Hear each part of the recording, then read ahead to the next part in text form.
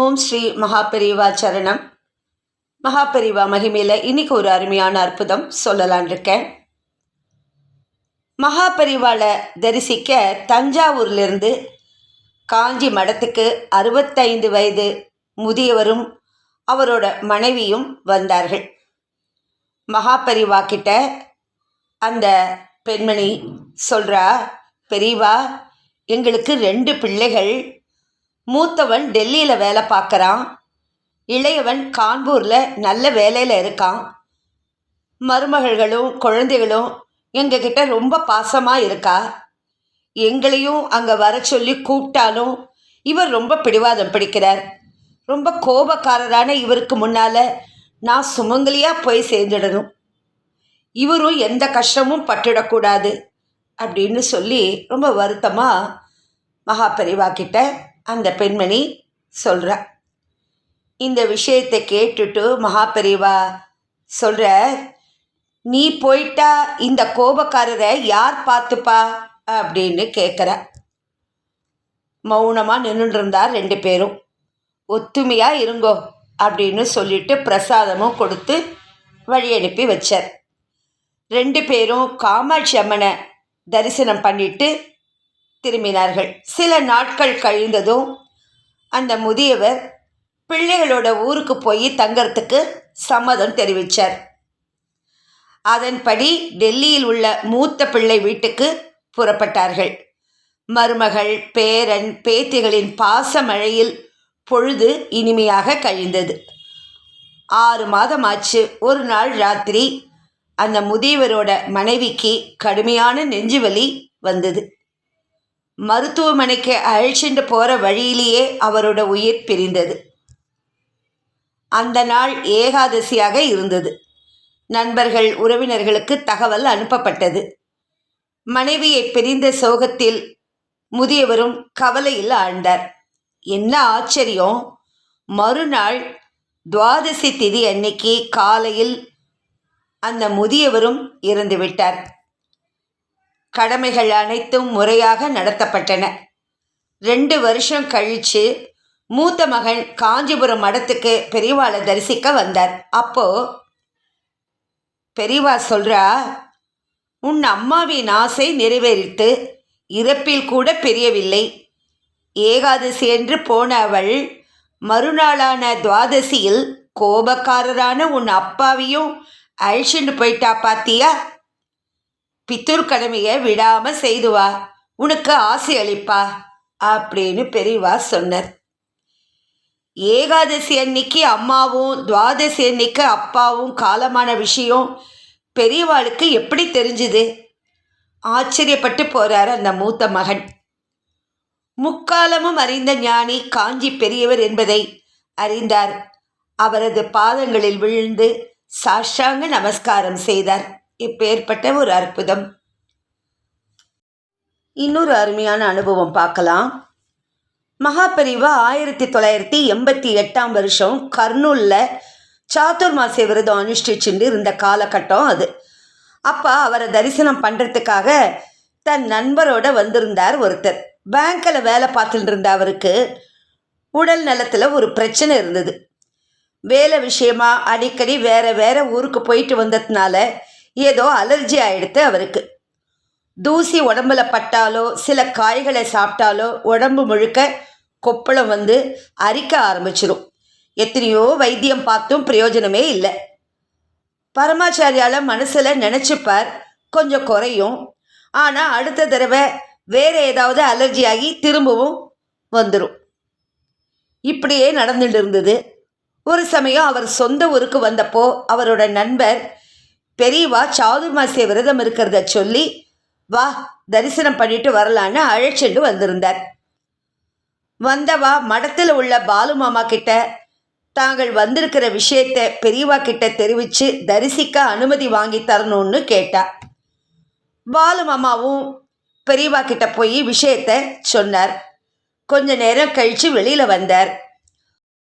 வந்தவா 2 பேரையும் பார்த்து, பெரியவா அனுஷ்டானத்துக்கு நதிக்கரைக்கு போக போகிறா, உங்களையும் அங்கே வந்து ஸ்நானம் பண்ணிட்டு பிற்பாடு தரிசனத்துக்கு வர சொன்னார் அப்படின்னார் பாலு மாமா. நாங்கள் ரயில்வே ஸ்டேஷன் ரெஸ்ட் ரூம்லேயே குளிச்சிட்டோம். வந்தவர் தயக்கமாக சொல்கிறார். அவரை தடுத்து அதெல்லாம் தெரியாது, அங்கே வந்து குளிக்க சொல்லி உத்தரவாயிருக்கு கண்டிப்போட சொன்னா பாலு மாமா. இதுக்கு நடுவில் அந்த பேங்க் ஆஃபீஸருக்கு ஏதோ தூசிப்பட்டு அலர்ஜியாகி உடம்பு பூரா கொப்பளை வந்து அரிக்கவும் ஆரம்பிச்சுடுத்து. இருந்தாலும் பெரியவா சொல்லிட்டா வேற வழி இல்லைன்னுட்டு நதிக்கரைக்கு போனான். அங்கே ஜலம் ரொம்ப குறைச்சலாக வாய்க்கால் மாதிரி ஓடின்னு இருந்தது. பெரியவா ஆற்றுல இறங்கினார். நாமளும் கூடவே இறங்குறதா இல்லை பெரியவா ஸ்நானம் பண்ணினதுக்கப்புறம் நாம் குளிக்கிறதான்னு தயங்கிண்டு கரையிலேயே நின்னா அவ 2 பேரும். அதை பார்த்த பெரியவா பாலு மாமா கிட்ட ஏதோ சொன்னார். அவர் கரைக்கு ஏறி வந்து, பெரியவா உங்களை அதோ அங்கே இறங்கி ஸ்நானம் செய்ய சொல்கிறார் அப்படின்னு அலர்ஜியால் அவஸ்தப்பட்டு இருந்தவர்கிட்ட சொன்னார். அவரும் அங்கே போய் ஆற்றுல இறங்கினார். தண்ணீர் மேலே பட்டதும் அவரோட உடம்பு எரிச்சல் இன்னும் அதிகமாச்சு. இருந்தாலும் தாங்கிண்டு ஒரு முழுக்கு 2வது முழுக்கு போட்டவர் சுள்ளுன்னு இருந்த தண்ணி ஜில்லுன்னு மாறியதை உணர்ந்து சட்டுன்னு திரும்பி பார்த்தார். அப்போதான் பொறி தட்டினாப்புல ஒரு விஷயம் அவருக்கு புரிஞ்சுது. பெரியவா ஸ்நானம் பண்ணி அவர் மேலே பட்ட ஜலம்தான் அங்கேருந்து ஓடி வந்து தன் மேலேயும் பட்டு ஓடின்றிருக்கு அப்படிங்கிறது தான். குளிச்சுட்டு கரை ஏறினவர் உடம்பில் இருந்த சிவப்பு தடிமன் ஏதோ தண்ணியில் கரைஞ்சு போயிடுத்தோங்கிற மாதிரி குறைஞ்சு போயிருந்தது. சரியா அதே சமயத்தில் திரும்பவும் அங்கே வந்த பாலு மாமா, இது பெரியவா பூசிட்டு மிச்சம் இருக்கிற விபூதி, இதை நெத்திக்கு இட்டுண்டு உடம்புலையும் பூசிக்க சொன்னார் அப்படின்னு சொல்லிட்டு விபூதியை தந்தார். அப்படியே செஞ்சவருக்கு கொஞ்சம் நஞ்சம் இருந்த அரிப்பும் சுத்தமாக போயிடுத்து. தனக்கு அலர்ஜி வந்ததுங்கிறதையே மறந்துட்டவரா முகாமுக்கு திரும்பி பெரியவாளை தரிசனம் பண்ணி கொண்டு வந்திருந்த பழங்கள், அரிசி, பருப்பு, மளிகை சாமான்கள்னு எல்லாத்தையும் சாதுர்மாசிய பூஜைக்காக ஒப்படைச்சார். மறுபடியும் தன்னோட நண்பரோட சேர்ந்து பெரியவாளை தரிசனம் செஞ்சு பிரசாதம் வாங்கிட்டு புறப்பட தயாரானவரை பார்த்து, என்ன வந்த காரியம் முடிஞ்சுதா, இனிமே பிரச்சனை வராது அப்படின்னு சொல்லி ஆசீர்வாதம் செய்தார் மகா பெரியவா. அப்போதான் அவருக்கே உரைச்சிது. தன்னோட அலர்ஜியை பற்றி மகா பெரியவா கிட்ட ஒன்றுமே சொல்லலை. ஆனால் தான் ஸ்நானம் பண்ணுற இடத்துலையே நம்மையும் ஸ்நானம் பண்ண வச்சு தான் இட்ட விபூதி மிச்சத்தையும் கொடுத்து தன்னோட பலகாலத்து பிரச்சனையை பணியை பகலவன் விரட்டுறாப்புல சட்டுன்னு விரட்டியிருக்கா மகா பெரியவா. அடுத்த வினாடியே உடம்பெல்லாம் நடுங்க, கண்ணுலேருந்து ஜலம் பெருகி வழிய அப்படியே பெரியவாளோட பாத கமலத்தில் விழுந்து நமஸ்காரம் பண்ணினார். பெரியவா கருணையால் எல்லாம் நல்லபடியாக முடிஞ்சுதுன்னு தழுதழுப்பாக சொல்லி பிரசாதம் வாங்கிட்டு புறப்பட்டார். அதுக்கு அடுத்த தரம் மகா பெரியவாளை தரிசிக்க அவர் வந்தப்போ, பெரியவா எனக்கு இப்போல்லாம் எந்த காரணத்தாலேயும் அலர்ஜி வரதே இல்லை, உங்களோட கிருபையால் பரிபூர்ணமாக குணமாயிடுத்து அப்படின்னார். மென்மையாக சிரித்த மகா பெரியவா என்ன சொன்னார் தெரியுமா? நான் ஒன்றும் பண்ணலை, எல்லாம் அந்த சந்திரமௌலீஸ்வரரோட அனுகிரகம்.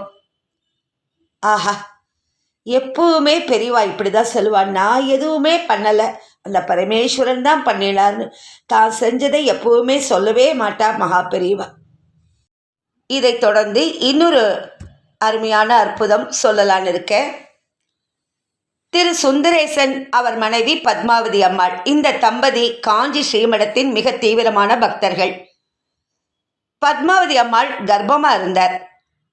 மாதமான சமயத்தில் ஒரு நாள் வீட்டில் தண்ணீர் தொட்டியில் தவறி விழுந்துட்டார். வயிற்றில் அடிபட்டு விட்டது. வயிற்றில் அடிபட்டதுனால குழந்தைக்கு என்ன ஆகுமோன்னு எல்லோரும் ரொம்ப கலக்கமாக இருந்தார்கள் வீட்டில். அந்த கவலைக்கு ஏற்ப தாயின் வயிறு முழுவதும் கருப்பு நிறமாகி கரு ரத்தம் கட்டியது போல் ஆயிடுத்து. வருந்தியவர்களின் கவலை பெரிதாகும்படி ஆண் குழந்தையும் பிறந்த குழந்தைக்கு தலையில் அழுகியது போல கொழ கொழ என்று சீழ்வழிந்து கொண்டிருந்தது. சுந்தரேசன் ரயில்வேயில் பணிபுரிந்ததால் உடனே ரயில்வே ஆஸ்பத்திரியில் காட்ட அவர்கள் வியாதியின் தீவிரம் பற்றி சொல்லி உடனே பொது மருத்துவமனைக்கு அனுப்பி வைத்தார்கள். அங்கு அவர்களும் பார்த்துவிட்டு உடனே குழந்தைகள் மருத்துவமனைக்கு அனுப்ப அவர்கள் குழந்தையை இன்குபேட்டரில் வைத்து 15 நாட்கள் தாயை கூட பார்க்க அனுமதிக்காமல் தீவிர சிகிச்சையை அளித்தார்கள். 6 மாதம் வரை ஆஸ்பத்திரியில் இருந்து வைத்தியம் செய்து குழந்தைக்கு தலையில் பெரிதாய் கட்டு போட்டு வீட்டிற்கு அழைத்து வந்தார்கள். ஆனாலும் நிலைமை கவலை அளிப்பதாகவே இருந்தது. அந்த சமயத்தில் குழந்தையை பார்க்க வந்த பத்மாவதியின் சகோதரி குழந்தையை உடனே காஞ்சிபுரம் எடுத்துச் சென்று கருணாமூர்த்தியான பெரியவா பாதத்தில் ஒப்படைத்து வேண்டிக் கொள்ளும்படி வற்புறுத்தினார். பெற்றோரும் உடனே டாக்ஸி வைத்துக்கொண்டு காஞ்சிபுரத்தில் உள்ள ஸ்ரீமடம் போனா அங்கும் காத்திருந்தது சோதனை. மடத்தின் கதவு மூடியிருந்தது. காரணம், மடத்தின் பக்கத்தில் யாரோ காலமாகி இருந்ததால் அந்த உடலை அப்புறப்படுத்தும் வரை ஸ்ரீமடத்தை திறக்க முடியாது என்று தெரிவிக்க ஒரு வழியாய் மாலை வரை குழந்தையுடன் காத்திருந்தார்கள். மாலை ஸ்ரீமடத்தின் கதவு திறக்கப்பட்டதும் பெற்றோர் விரைந்து சென்று நடமாடும் தெய்வத்தை கண்டு குழந்தையை பாதத்தில் கிடத்தி நடந்த விவரத்தை சொல்லி கதறினார்கள்.